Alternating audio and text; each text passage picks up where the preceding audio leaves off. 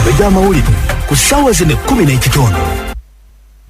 25 zezibulayo okuwera essaawa 11 ez'olweggulo kaseera ka mitwe gy'amawulire. Omubaka wa Paalamenti ow'e Busiro East Honorable Medadi Lubega Segona agamba nti Pulezidenti w'eggwanga lino Yoweri Kaguta Museveni ye musosoze w'amawanga akyasinze.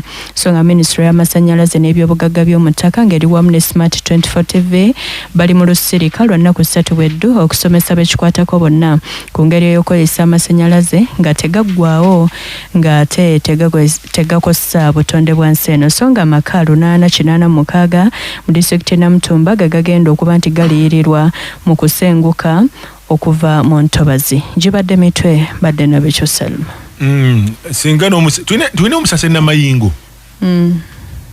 Mugamba anoonyereze ku nsonga za gold. Kubanga bangambye emmundu eri eyo ekuuma. Jeri oba akalu bakayita batya nkeera. Kalu nange nkeera biddemu. Bangambye nti emmundu eri eyo ekuuma gold eri eyo. Abantu babatwala emisinde ne bagamba nti muve one. Emunde eziri eyo abantu bakifiira zikuuma bannayuganda. Emunde abannayuganda balina kuumibwa namundu. Eryo kirungi nnyo gavumenti ya Uganda okukuuma bannayuganda. So kati ekikulu kya byonna abantu be Namayingo kwekwatakwatamuko. In fact Busoga si bwe kiri? Busoga. Busoga Kingdom bekwata kubanga zisende kati zigenda. Busoga ino okunoonya weekola ki? Weefuniramu. Ngeno Omuganda omugisu n'abamu ku Banyankole bali mu kudigida n'okulwanirira emmwanyi yaabwe.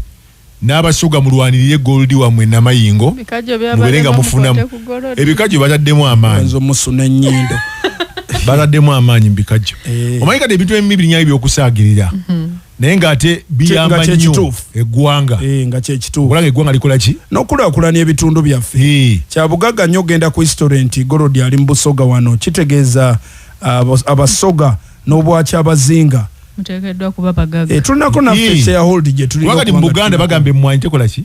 Terimba. Kati ne Busoga singa bayiyamu gold talimba.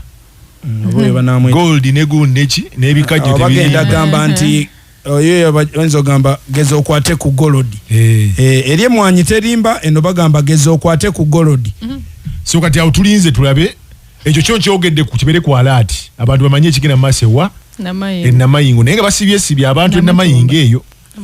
Kati bakusiba bakusanze mu andi kati bataddewo provision okuyamba ku bana ba locals bafunamu batya ali n'ekirala singa kali government etuyamba ku sente zino zituwulye ezibula trillion 10 n'ebisigadde ne bateekawo zigundi refineries ezaki nazo refinery eza gold bazita batya okusengejja okupurifying okulonda mu ekibiina in fact that's refining era kimu. So kati singa batuyamba ne bongeramu ko kumaanya awo so wantogera ku nsonga za ggwanga waliwo abeesoozezza tebagaa biwulira naye nga ge mazima kubanga tebaganyulwamu bwe balowooza baganyulwamu kati nze kubuulira amazima olaba NBS radio eno mu kujja kwayo wano abaana basunda emmere wano baloba abakatogo baleeta caayi baleeta ababooda tugendayo mukatale tugenda tugula ebintu ali nga ggwe naye kati abantu bafunamu liridde abantu emmere wano oyogera ki so abatunda emmere ku surroundings bafunamu ekira ne toilet ya NBS eyambe nnyo abantu batwetoolodde ab'omu bikuubo abajja wano n'abantu Abasseruganda bannaffe wikizoke nga tetugisasuza so kati development bwejja mu kitundu wabeerawo abakola ki abafunamu ne wabaawo era abafiirwa batono kati ku kintu kino ekya gold olowooza ani afiirwa waliwo ali buli akwatako ali kufunamu jasi tulina kutereeza ngeri buli omu gyakola ki yafunamu nga ye muli ofuna mu bikajjo ebikajjira abantu bafunamu balimba owawo bisanga nga babisuddeyo basomesa abaana okujjako nze ekinnuma kuba nti sukaali beeyi eri waggulu nga ebikajjo beeri wansi beeyi eri wansi naye sukaali ali waggulu ate nga amakolero tulina mangi mu Uganda no mu Busoga nga galina mu Busoga nga tuvudde mu kintu ekirala kyonna singa bano abantu bonna aba Uganda batandika okumanya nti bannannyini ku nsi bintu bingi ebikola kakati obubbi bw'amasannyalaze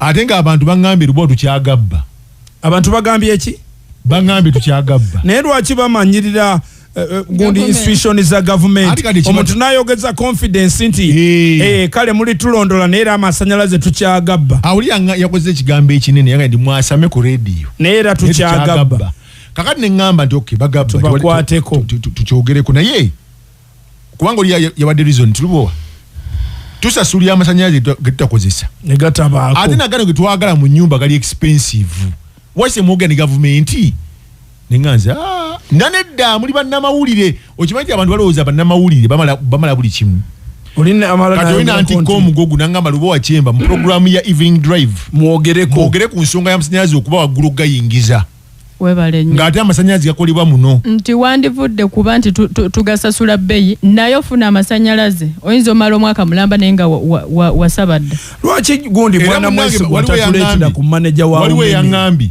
nti abasinga ate okugabba be baagasaba oli akiŋŋambi ate agasaba agabba katono wabula oli agasaba nga gali mu mitendera ate agabba nnyo kubanga baganya okugamuwa asasula akasente by the way oyogedde ku kintu ekyo omanyi Lubowa nasasulira amasanyalaze it's coming to about 6 months now ne bampeereza message nengenda mu banka nensasula ne bampeereza message surveyor najja na surveyinga but up to now sinaba kugalaba kutwala ewo omuntu ogafune nze nfunako mmekaawo